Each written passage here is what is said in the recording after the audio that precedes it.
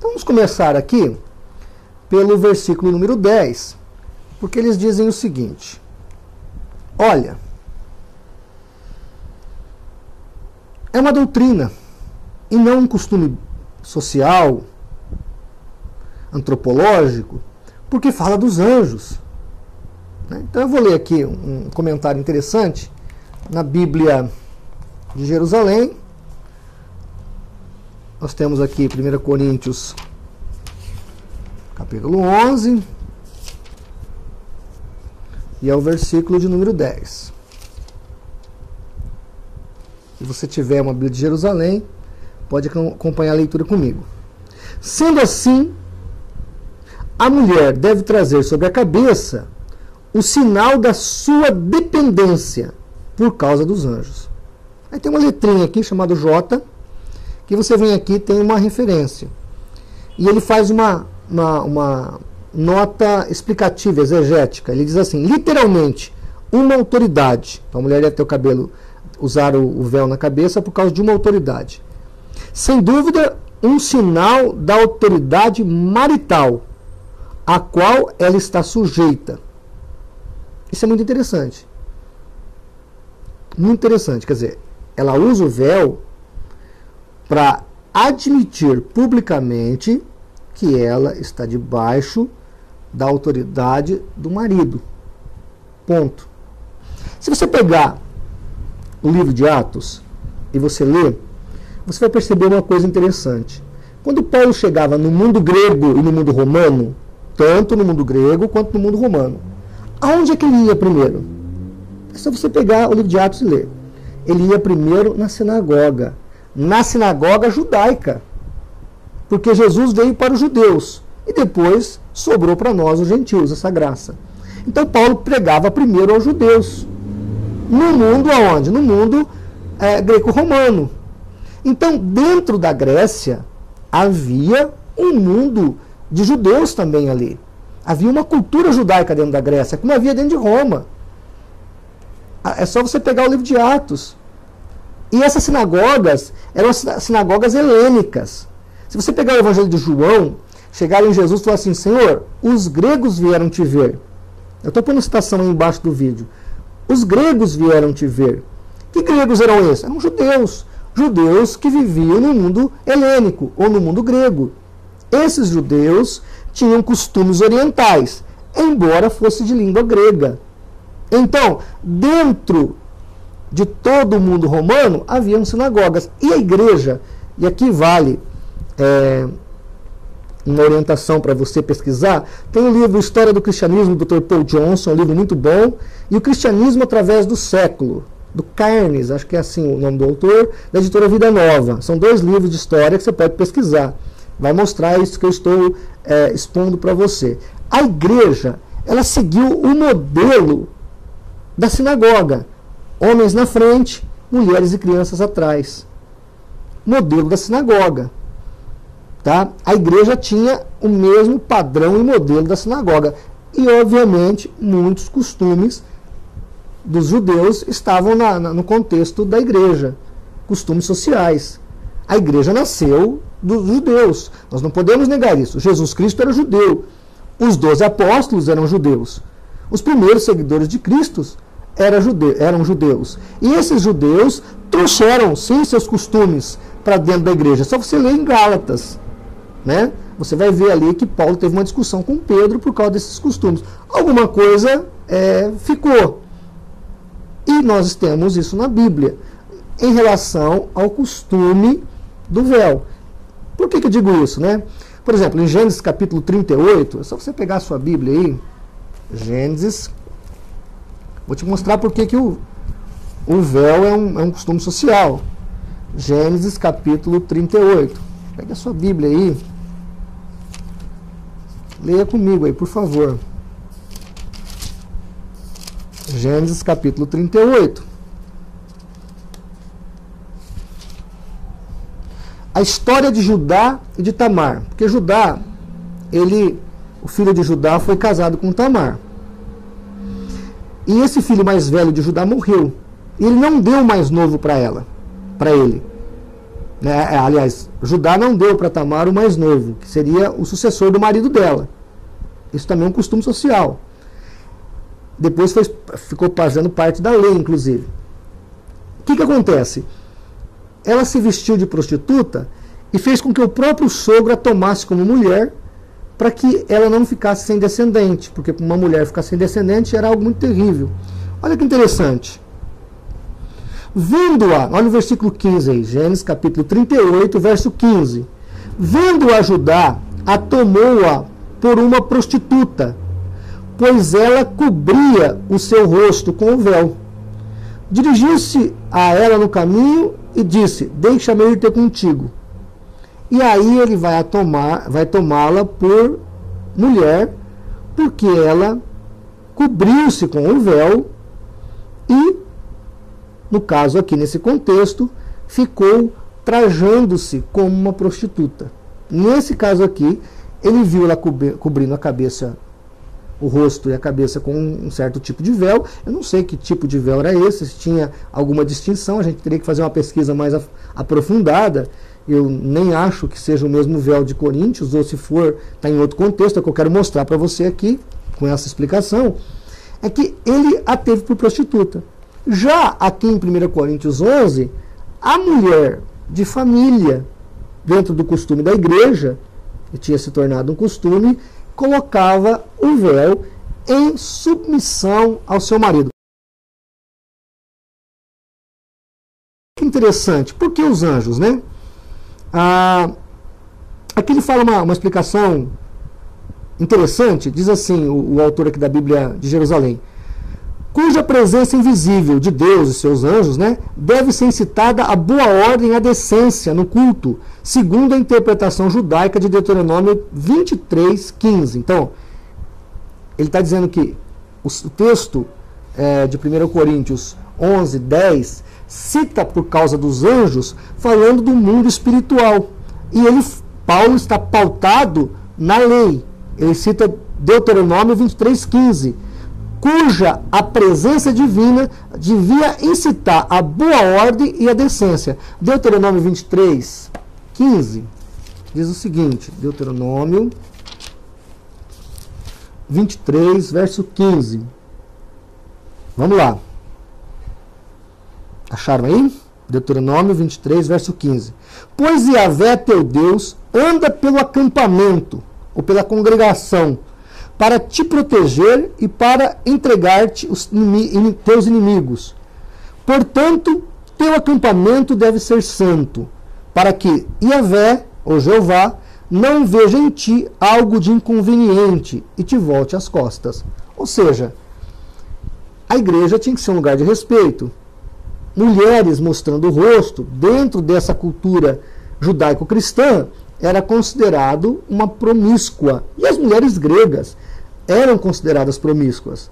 Se você assistir um filme chamado Helena, que fala da filósofa grega, é uma história bastante interessante. Ela não usava véu, as mulheres gregas não usavam véu na cabeça, né? Elas não tinham esse costume, nem as mulheres romanas. Mas ali, naquela cultura, dentro do mundo grego, havia a cultura judaico-cristã.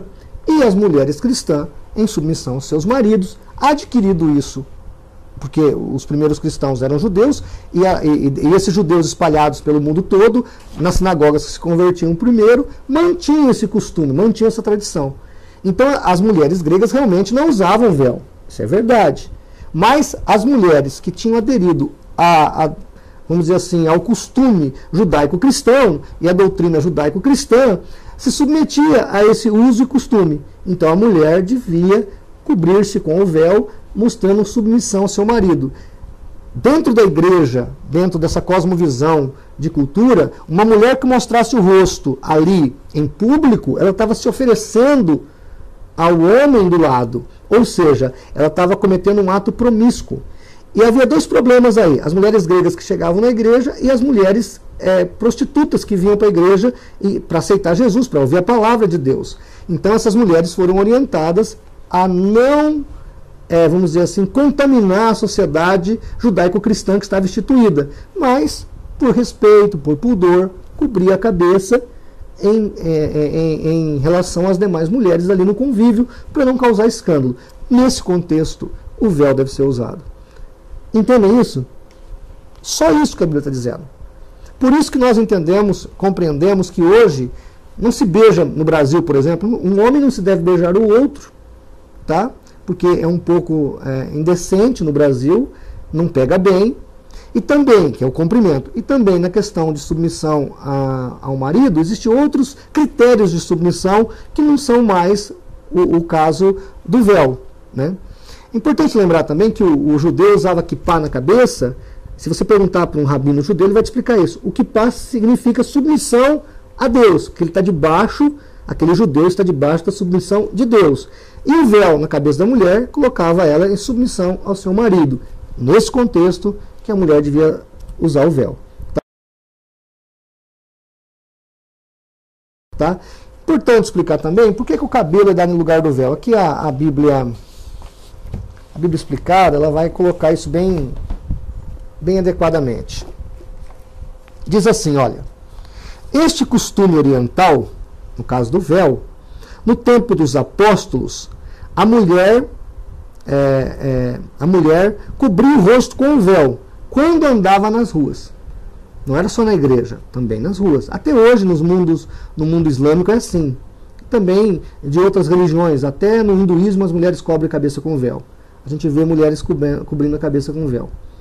Porém, podia dar-se o caso, enquanto ela lavava a roupa no córrego, passar algum homem e a encará-la. Mesmo assim, no caso de não ter o véu disponível naquele momento, ela estava lavando roupa, teria um recurso, cobrir o rosto com o seu cabelo comprido. Assim, ela ter cabelo comprido lhe era honroso, mostrando que não era uma mulher destituída de pudor.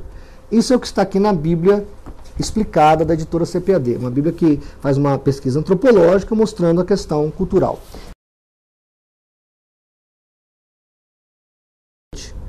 Na atual geopolítica,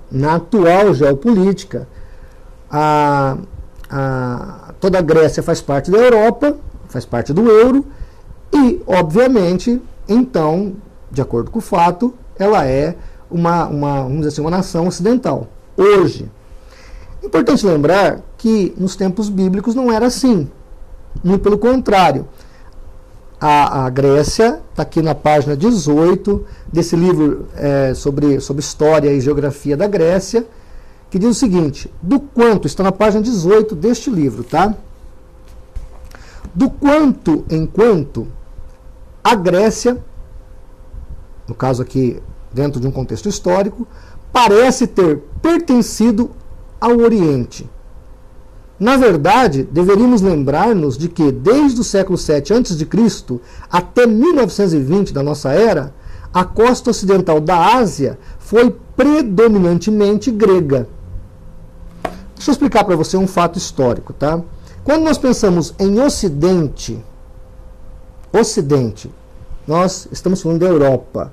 Quando nós pensamos no Oriente, nós estamos falando da Ásia. Era isso que definia o que era Ocidente e o que era Oriente.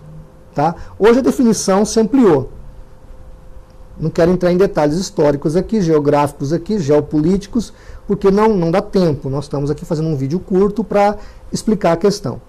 Então, sim, a Grécia era uma cidade oriental. Aliás, Coríntio era uma cidade oriental. Tá? Mesmo porque a Grécia não era um único bloco, não havia a nação grega, havia povos gregos. Né? As cidades eram cidades-estados.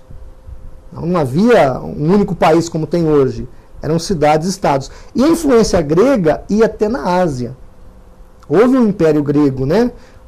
Com Alexandre, vai ter esse império grego, essa influência grega. E mesmo depois que os romanos conquistam a Grécia, a influência grega vai continuar.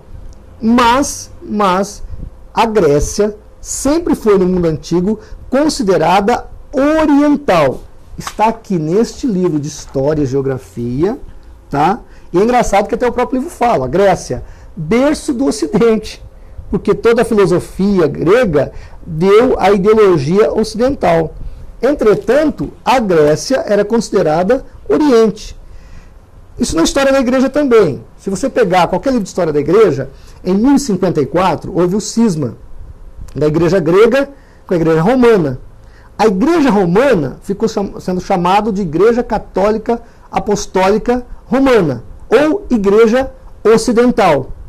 A igreja ortodoxa grega ficou chamada de ortodoxa grega ou Igreja Oriental. Então veja, na própria história da igreja, a Grécia é considerada Oriente. Hoje, ela faz parte da Europa e ela é ocidental. Eu estou explicando isso para você entender, tá? Que quando a gente falou que havia um costume oriental dentro do mundo grego, nós não estávamos falando coisa errada. Está aqui, a Grécia era considerada Oriente. Os próprios romanos consideravam a Grécia como Oriente, porque não falava latim, então era considerado o mundo oriental. Versículo 16 diz assim: mas se alguém quiser ser contencioso, nós não temos tal costume, nem tampouco as igrejas de Deus. Costume do quê? De contender, de discutir. Por causa do quê? Dessa questão do véu. É como se Paulo estivesse falando assim, olha, nós não temos costume de ficar discutindo por isso.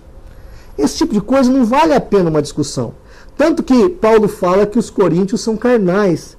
E Paulo fala severamente, olha, vós coríntios sois carnais.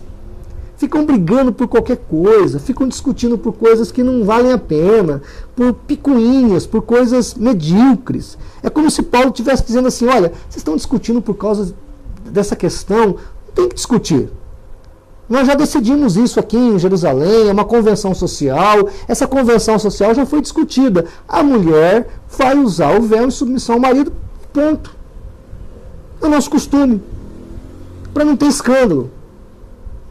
Resolveu o problema. Então, o que Paulo está dizendo aqui em 1 Coríntios 11, verso 16? Que ele não discutia por isso. Que ele não ficava perdendo tempo brigar por causa disso. Eu estou aqui perdendo esse tempo. E não é porque eu quero discutir, é justamente porque eu não quero discutir. Eu só quero que as mulheres que servem a Deus não sejam escravizadas.